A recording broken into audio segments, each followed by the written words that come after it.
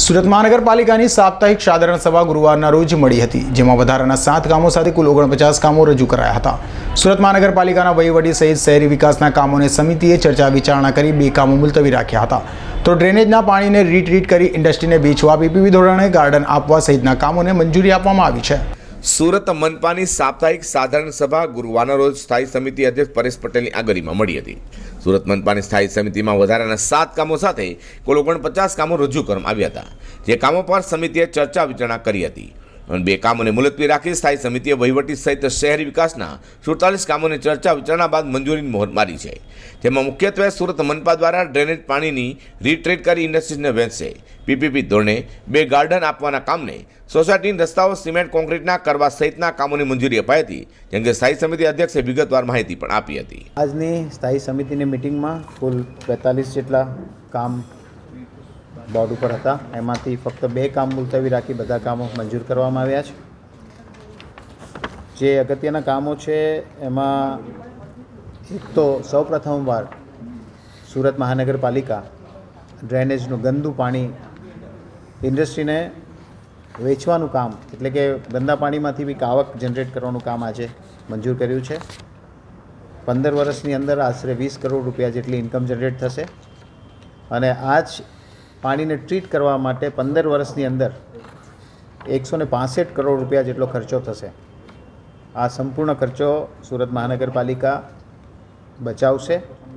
ઉપરાંત PPP mode ઉપર સુરત શહેરના 2 મોટા ગાર્ડનો જે ટેન્ડરથી 4 થી 5 કંપનીઓ હોય, એકમાં 4 અને એકમાં 5 ટેન્ડરર હતા, એમને ટેન્ડરની પ્રોસેસ સાથે મેન્ટેન કરવા માટે 20 વર્ષના કોન્ટ્રાક્ટથી આપવાનું નક્કી કર્યું છે। એમાં 20 વર્ષની અંદર આશરે 17.25 કરોડ 17 કરોડ 25 લાખ રૂપિયા જેટલી ઇન્કમ જનરેટ થશે અને 20 વર્ષ માટે 2 ગાર્ડનોનો જે મેન્ટેનન્સ એક્સપેન્સ છે અને જે મહેકમ છે એ સંપૂર્ણપણે સુરત મહાનગરપાલિકાને બાદ મળશે।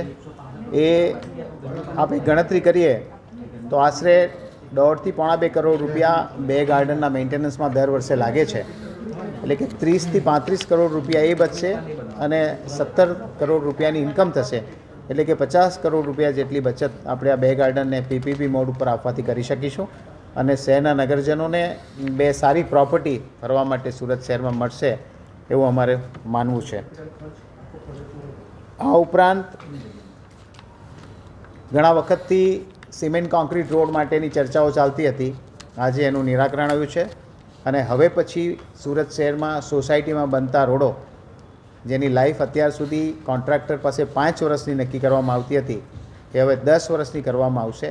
નવી ડિઝાઇન મંજૂર કરવામાં આવી છે અને એના યુનિટ રેટ પણ આજે મંજૂર કરીને જે 35 જેટલી કંપનીઓમાંથી 25 કંપનીઓ જે વેલિડ હતી એ 25માંથી જે લોકો મંજૂરી આપશે એમને આ લિસ્ટમાં જોડીને હવે પછીના કામોમાં એમને વહેંચણી કરવામાં આવશે।